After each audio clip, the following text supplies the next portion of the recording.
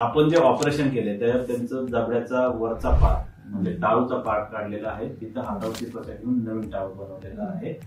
आता त्यांचं ऑपरेशन एकदम व्यवस्थित झालेलं आहे, जखमा एकदम चांगल्या भरलेल्या आहेत.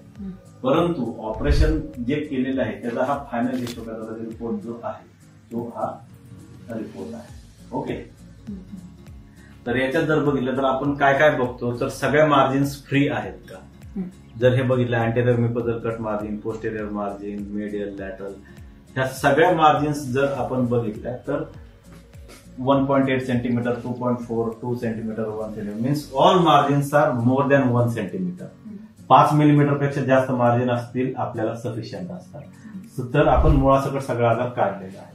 दुसरी गोष्ट, ट्युमरचा साईज किती आहे. ऍक्च्युअल ट्युमर साईज 2/1.5/0.6 म्हणजे मॅक्झिमम डायमीटर 2 सेंटीमीटर आहे, म्हणजे ते पहिल्या स्टेज मध्ये येतं. Depth of invasion less than 1 centimetre, ते पण पहिल्या ह्याच्यात.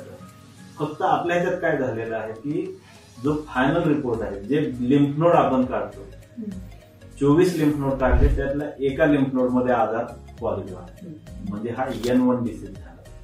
T2, T1, N1 category.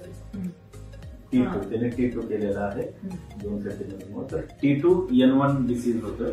तर अशा कंडिशन मध्ये जर नोड पॉझिटिव्ह आला असेल तर पेशंटला आपल्याला आजार परत येऊ नये म्हणून रेडिएशन द्यावं.